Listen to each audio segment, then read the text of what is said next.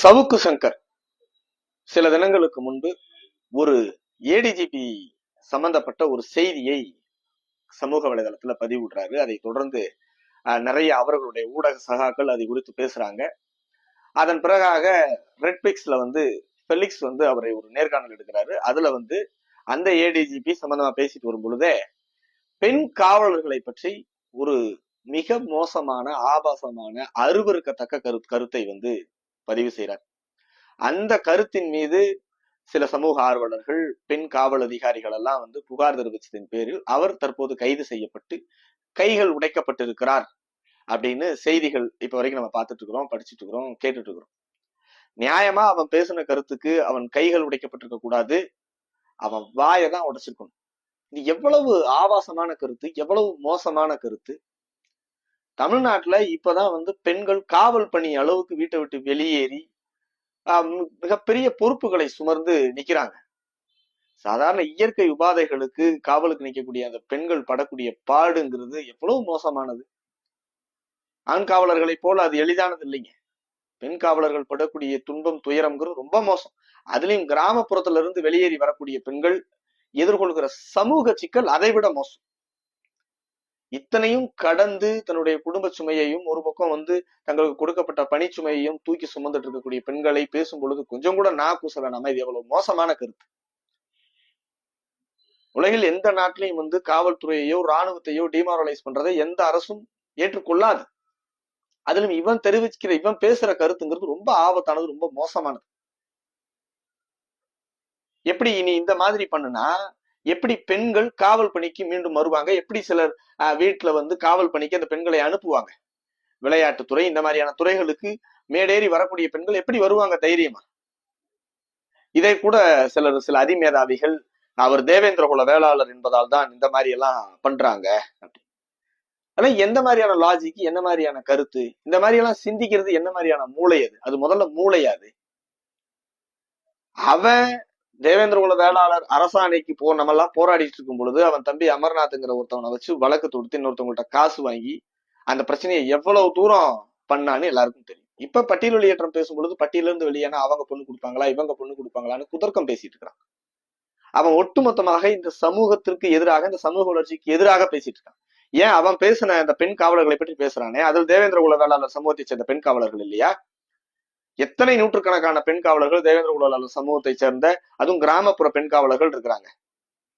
அவர்களுக்கு இது பங்கு ஆகாதா? அவர்களும் இதில் பாதிக்கப்பட மாட்டாங்களா? மன உளைச்சலுக்கு ஆளாக மாட்டாங்களா? இந்த மாதிரி பேசுறதெல்லாம் முதல்ல நிறுத்திக்கணும். அவன் ஒரு ஊடக கைக்கூலி, ஊடக கூலிப்படை.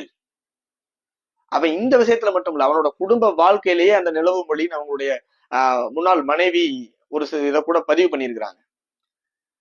அவன் ஆண்டாண்டு காலமும் காலகாலத்துக்கும் யாரையாவது பிளாக்மெயில் பண்ணி பிச்சை எடுத்து அதில் வயிறு வளர்த்து உயிர் வளர்த்து அதில் பப்ளிசிட்டி தேடி, அதான் அவனுடைய லைஃப் ஸ்டைல். நான் இதை பல இடங்கள்ல பல விஷயங்கள்ல அவன் ஒரு ஊடக கைக்கூலிங்க, ஒரு ஊடக கூலிப்படைங்கன்னு பல இடங்கள்ல தெரிவிச்சும் பொழுது சிலர் எதை எப்படிங்க சொல்றீங்க அப்படி இப்படிலாம் கூட கேள்வி எழுப்புனாங்க. அதுக்கு உதாரணத்துக்கு கள்ளக்குறிச்சி ஸ்ரீமதி மேட்டர்ல நாங்க சொல்லும் பொழுது என்னங்க அப்படின்னு கேட்டாங்க. இந்த பாருங்க, இந்த வீடியோவை பாருங்க. கள்ளக்குறிச்சி இஷ்யூ இல்ல, அந்த பள்ளி நிர்வாகத்துல பணம் வாங்கினாரா இல்லையா? வாங்கிட்டாரு, நானே சொல்றேன். வாங்கிட்டு தானே பேசணும். ஆமா, வாங்கிட்டாரு. அதனால தானே என்கிட்ட தட்டு தடுமாறி அப்புறம். ஆமா ஆமா, இது எல்லாமே ஃபெலிக்ஸ்க்கும் தெரியும் இல்ல?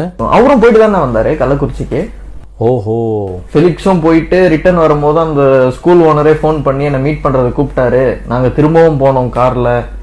ஏதோ ஒரு இடம் ஒண்ணு சொன்னாரு. அந்த இடத்துல உட்காந்து நானு, அந்த பள்ளியுடைய நிர்வாக ஓனரு எல்லாருமே நாங்க உட்காந்து அங்க பேச. சவுக்கு சங்கர், ஃபெலிக்ஸ் ரெண்டு பேரும் கள்ளக்குறிச்சி போனாங்க. கள்ளக்குறிச்சி நிர்வாகியை பார்த்தாங்க, டீலிங்க முடிச்சாங்க, பணத்தை வாங்கினாங்க, வெளியே அவதூறு பரப்புனாங்க. ஆமா ஆமா பண்ணாங்க. இவங்கெல்லாம் என்ன மனுஷங்க இவங்கெல்லாம்? புரியுதுங்களா? அவரும் கள்ளக்குறிச்சி ஸ்ரீமதி மேட்டர்ல மட்டும் கிடையாதுங்க. இதே சேலம் விவசாயிகள் விஷயத்துல என்ன பண்ணா? விவசாயிகளுக்கு எதிராக சிலர்கிட்ட பணத்தை வாங்கிட்டு நின்னா, பேசினா, மூச்சு கட்டி பேசினா, இடி டிபார்ட்மெண்ட்டுக்கு ஆதரவா பேசினா. இடி டிபார்ட்மெண்ட் சாதி பெயரை குறிப்பிட்டு அந்த விவசாயிகளுக்கு கடிதம் எழுதியதை ஜெனரலைஸ் பண்ணா, நியாயப்படுத்தினா. ஒரு விஷயம் ரெண்டு விஷயம் இல்ல, ஒட்டுமொத்தமாக அவன் காசு கொடுத்தா யாருக்கு வேணாலும் எதிராக பேசுவான், யாருக்கு வேணாலும் ஆதரவா பேசுவான்.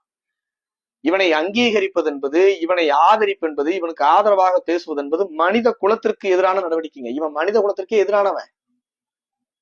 ஃப்ரம் த பிகினிங், இவன் பிறப்பிலிருந்து தற்போது வரை அவன் ஒரு ஒட்டுண்ணி. அவனால் அவனை சார்ந்தவர்களுக்கு எந்த பிரயோஜனமும் கிடையாது, புண்ணியமும் கிடையாது. அவன் செய்யக்கூடியது ஒரு தர்மமான வேலையே கிடையாது. அவன் சிலரை பற்றி குற்றச்சாட்டு வைக்கிறாங்க, எவ்வளவு தைரியமா பேசுறாரு பாருங்க, எங்க இருந்தெல்லாம் தேடி எடுத்துக்கிறாரு பாருங்க, அப்படி இப்படின்லாம் பேசும்பொழுது கூட நான் சொன்னேன், அவன் ஒரு குற்றவாளியை குற்றம் சுமத்துறான், ஒரு குற்றவாளியை அடையாளம் காட்டுறான், ஒரு குற்றவாளியை பத்தி பேசுறான்னு நீங்க சொல்றீங்க. அவனுக்கு சோர்ஸ் கொடுக்கறது, அவனை பேச வைப்பது, அவனை இயங்க செய்வது, அவனுக்கு காசு கொடுத்து சம்பளம் கொடுத்து கூலி கொடுத்து அவனை இயக்குவது இன்னொரு குற்றவாளின்னு நான் சொன்னேன். ஒரு குற்றவாளி தன்னை காப்பாத்திக்கிறதுக்காக இன்னொரு குற்றவாளியை அம்பலப்படுத்துறான், இவ்வளவுதான் கான்செப்ட். அதுக்கு இவன் ஒரு புரோக்கரா வேலை செய்யறான். இவன் ஒரு புரோக்கர், இவன் ஒரு மாமா, ஊடக மாமா.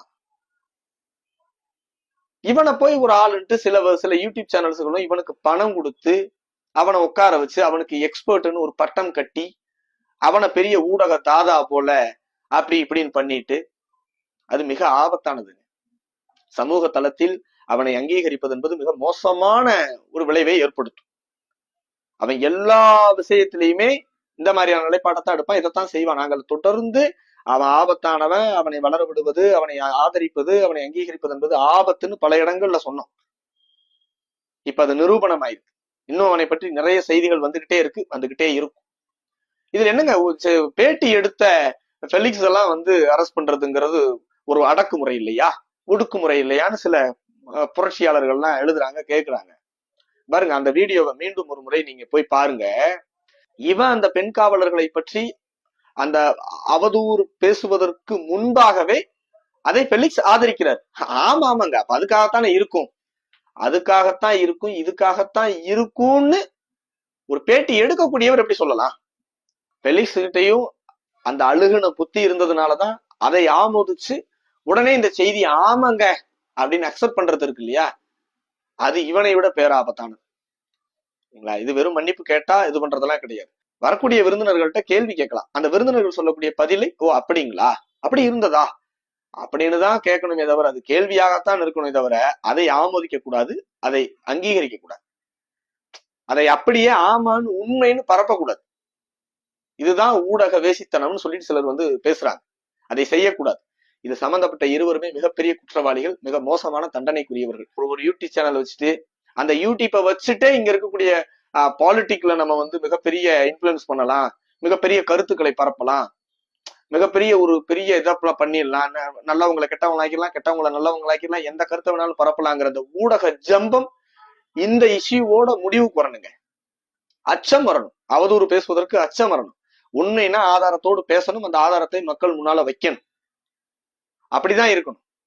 கண்ணை மூடிக்கிட்டு இந்த மாதிரி எதையாவது ஒண்ணு பேசிட்டு ஏதாவது ஒரு இடத்துல பப்ளிசிட்டி வாங்கிக்கலாம், அதை வச்சு சம்பாதிச்சுக்கலாம், அதை வச்சு ஒரு லக்ஸரியான லைஃப் வாழலாம் அப்படின்னு பேராசை கொள்ளக்கூடிய இந்த மாதிரியான மூடர்களுக்கு, முட்டாள்களுக்கு இந்த சம்பவம் ஒரு இதா இருக்கணும். இனிமேல் யாரும் பேசுறதுக்கும் யாரும் பண்றதுக்கும் ஒரு அச்சத்தை ஏற்படுத்தணும். அதுக்காக தான் தலைவர் அவர்கள் சமூக வலைதளத்திற்கும் ஒரு கட்டுப்பாடு வேணும், அது குறித்தும் ஒரு தணிக்கை வேணும் அப்படின்னு தொடர்ந்து கேட்டுட்டு இருக்கிறதுக்கு காரணம் இதுதான்.